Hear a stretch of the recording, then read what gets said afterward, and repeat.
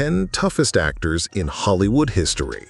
Their on-screen personas were not mere performances, they were extensions of lives lived with extraordinary resilience and courage. Please feel free to share your location in the comments below. But before we begin, we'd be interested to know, where are you joining us from today? We read every comment and value the connection with our global community of classic film enthusiasts. These were individuals who brought an authentic, hard-won grit to their roles, having faced real-world trials that far surpassed any cinematic challenge. Today, we move beyond studio publicity to examine the genuine stories behind the silver screen's most rugged stars. These men channeled their personal experiences with adversity, conflict, and survival into their craft, creating performances of unparalleled authenticity. What makes the fourth entry on our list particularly remarkable is that his background was nearly suppressed by studio executives who feared audiences would find his true story too incredible to believe. Our journey begins with arguably the most legitimately toughest actor in Hollywood history, a man whose documented real-life exploits defy belief. Number 10. Charlton Heston. Charlton Heston's embodiment of epic heroes was powered by a very real personal fortitude, first demonstrated during his service as an aerial gunner in the Army Air Forces during World War II. He later acknowledged the gravity of this duty, noting the intense focus that came with being shot at 15,000 feet. This foundational experience informed a near-reckless dedication to physical authenticity in his craft, setting a standard in Hollywood for performing demanding and hazardous work. His commitment to his roles was legendary. For Ben-Hur, he spent months mastering chariot racing, performing the majority of the dangerous race sequence himself and suffering multiple injuries. Director William Wyler remarked on his quite remarkable physical courage, noting most stars would have insisted on doubles. This dedication reached its peak during The Agony and the Ecstasy, where he spent hours with his arms raised to portray Michelangelo, enduring painful muscle spasms for the sake of authenticity and refusing any comfort between takes. Beyond his physical endurance, he was defined by a formidable moral courage. Throughout his career, he consistently stood by his convictions, regardless of their popularity or potential professional cost. This combination of physical and moral steadfastness led director Franklin Schaffner to conclude that while many actors play heroes, Heston possessed the rare quality of genuinely embodying heroism, with an authentic nobility that simply could not be feigned. Number 9. Anthony Quinn. Anthony Quinn's formidable screen presence was not a performance, but the direct result of a life begun in profound hardship. Born in Mexico during the Revolution, his childhood was marked by poverty and displacement, leading his family to a struggling existence in Los Angeles. Unlike many of his peers, Quinn's powerful physique was not honed in a gym, but built through years of demanding manual labor, including work as a construction worker, butcher's assistant, and even a professional boxer, a necessity for a young immigrant helping to support his family. This background provided an authenticity that resonated in his performances. Director Elia Kazan, who worked with Quinn on Viva Zapata, observed that Tony doesn't act tough, he simply is tough, noting that his power stemmed from real labor, not training for a role.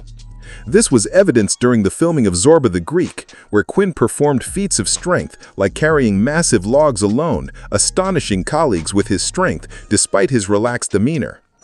Well into his later career, he insisted on performing his own strenuous stunts, dismissing the concerns of directors and insurers alike. What truly distinguished Quinn was the profound confidence that came from his authentic experiences. He felt no need to conform to a narrow, stoic machismo, and was remarkably comfortable expressing vulnerability and deep emotion on screen. This complex combination of physical grit and artistic sensitivity made him uniquely magnetic. As his co-star Sophia Loren once noted, Anthony had the body of a warrior and the soul of a poet.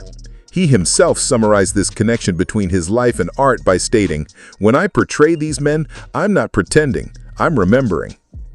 Number 8. Robert Mitchum. Robert Mitchum's iconic on-screen persona, the world-weary demeanor and undercurrent of latent danger, was not a performance, but an authentic reflection of a man shaped by profound hardship. Long before his film career, Mitchum's youth was defined by the struggles of the Great Depression. Orphaned at a young age, he lived as a drifter, riding freight trains across America and taking on whatever work he could find as a ditch digger, coal miner, and professional boxer. This period forged both his powerful physique and his signature cynical outlook, elements that would later become integral to his cinematic identity. His experience in the ring, fighting under the name Jimmy Mitchum, was brief but legitimate. Unlike actors who later cultivated a boxer's image, Mitchum's distinctive broken nose and understanding of physical confrontation were earned through actual competition. This was followed by an even more formative and brutal chapter, a sentence served on a Georgia chain gang for vagrancy, which provided him with a first-hand, unvarnished knowledge of violence and desperation that most of his contemporaries could only imitate. This background afforded Mitchum a palpable authenticity that directors and audiences alike could sense. He never needed to affect a tough guy bravado. His quiet, imposing presence was genuine. Director Edward Dmytryk noted this unique quality, observing, "Bob never had to prove how tough he was. He simply was tough, and everyone around him could sense it." This was evident in his work, such as during the filming of The Night of the Hunter, where he performed feats of strength like carrying massive logs alone, astonishing colleagues with his strength despite his relaxed demeanor. Perhaps the ultimate testament to his unshakable composure was his reaction to a career-threatening scandal. When arrested for marijuana possession in 1948, Mitchum faced the media frenzy and a 60-day prison sentence with the same detached, unflinching calm that defined his best performances. Rather than diminishing his standing, the incident ultimately cemented his reputation as a man of authentic, unpretentious toughness both on and off the screen. Number 7. John Wayne. John Wayne's persona was rooted in genuine physical prowess. Born Marion Morrison, he was raised in the demanding environment of early 20th century California and Iowa. A powerful athlete, he earned a football scholarship to the University of Southern California and worked as a studio prop man and stuntman, routinely moving heavy set pieces himself. He performed many of his own dangerous stunts well into his career. During the filming of The Alamo, he insisted on a dangerous horse fall that resulted in cracked ribs. He simply had them taped and continued working. Director John Ford stated, "Duke's toughness isn't an act. He's made of something different than most men." His physical resilience was severely tested during the filming of The Conqueror in 1956, which took place downwind from Nevada nuclear test sites. Wayne was among the 91 crew members who later developed cancer, a battle he fought with characteristic fortitude.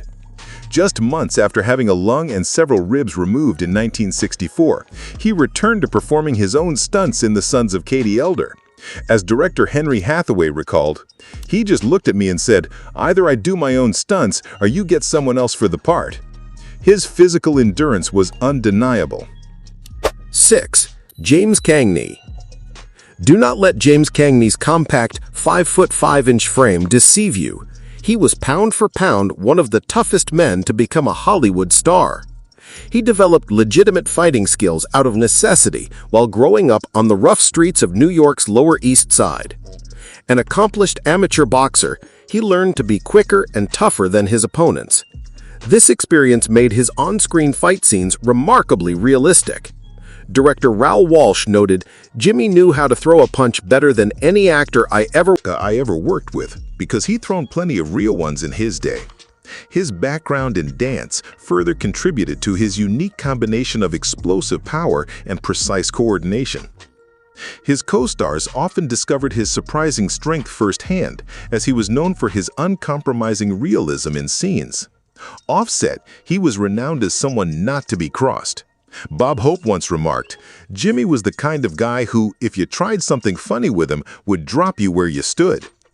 Cagney himself summarized his philosophy simply, "When you're my size and grow up where I did, you either learn to be handy with your fists or you get used to being on the ground a lot. I preferred standing." 5.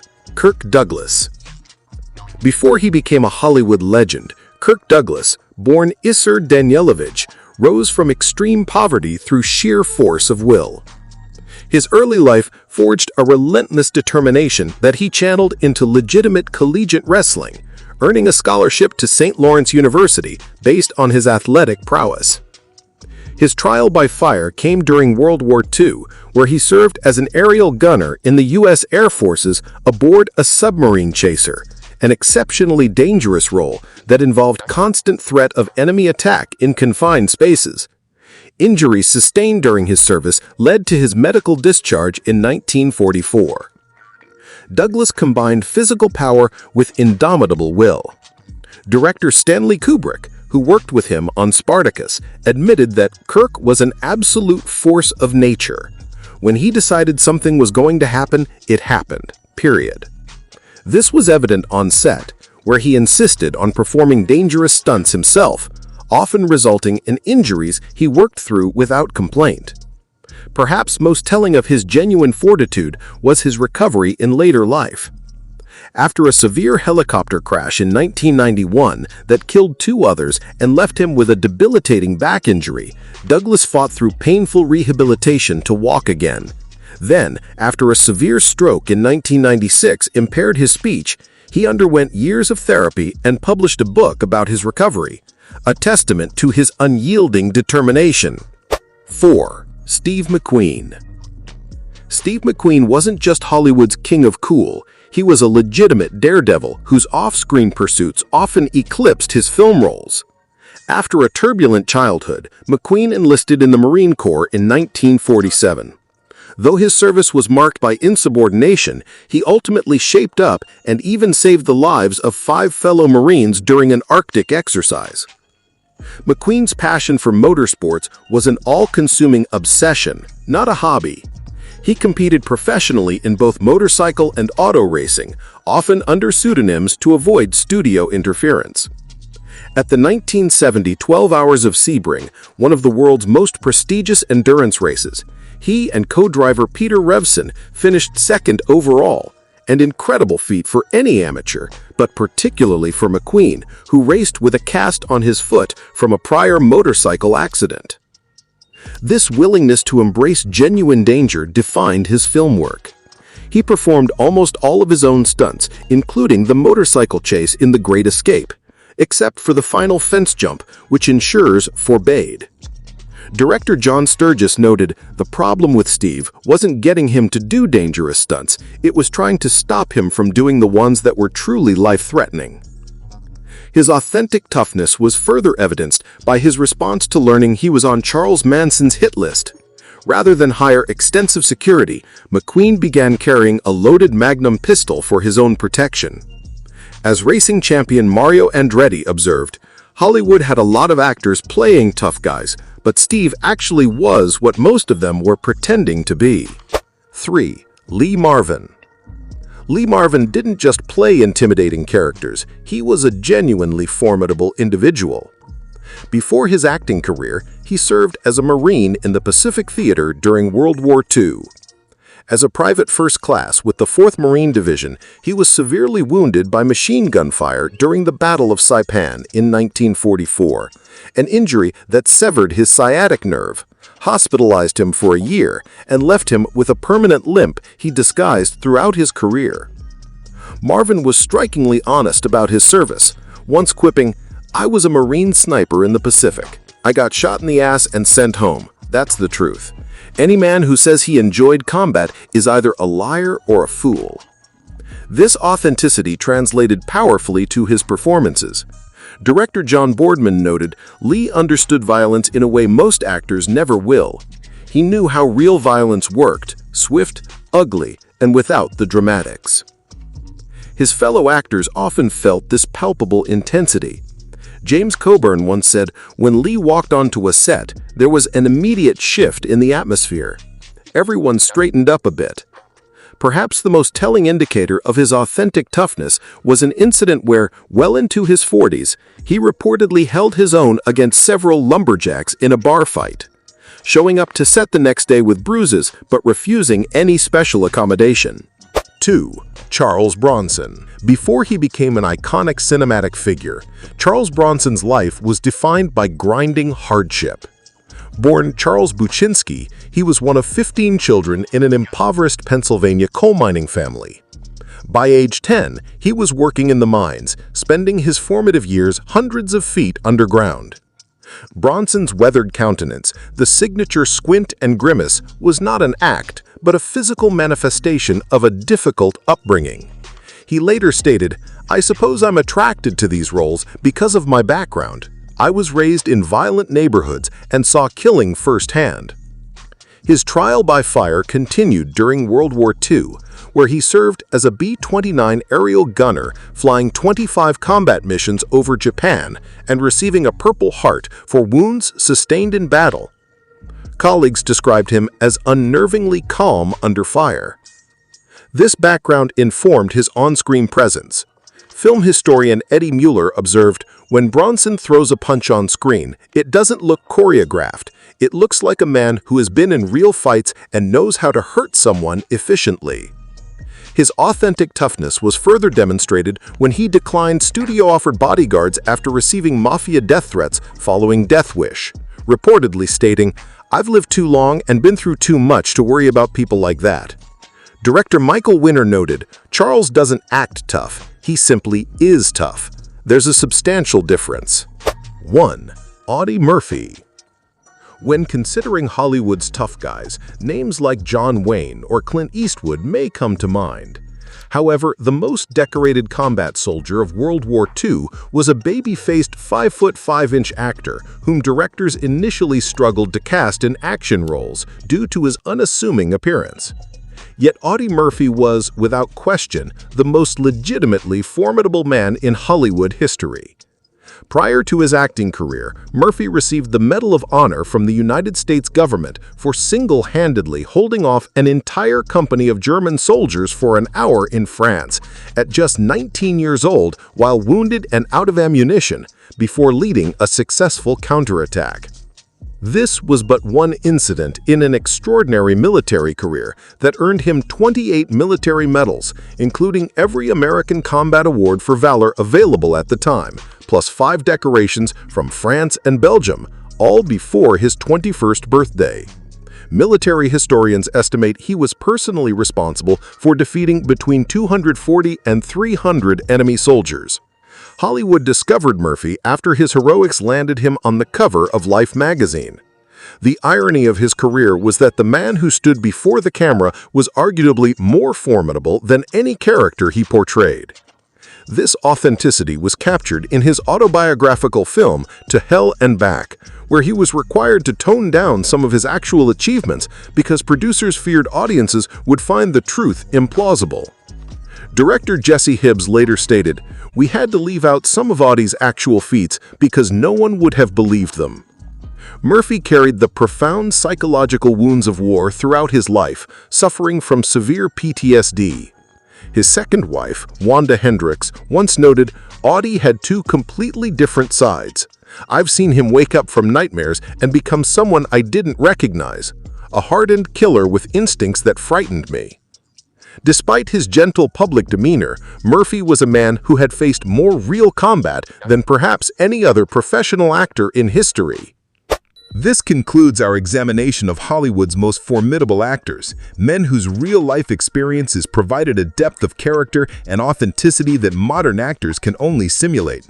If you appreciated this exploration of cinema's golden era, please feel free to like this video and subscribe for more content. We are especially interested in your perspective. Which of these individuals did you find most impressive? Your insights greatly enrich our appreciation of these cinematic legends. Thank you for joining us for this look at the extraordinary lives behind some of the most iconic performances in film history.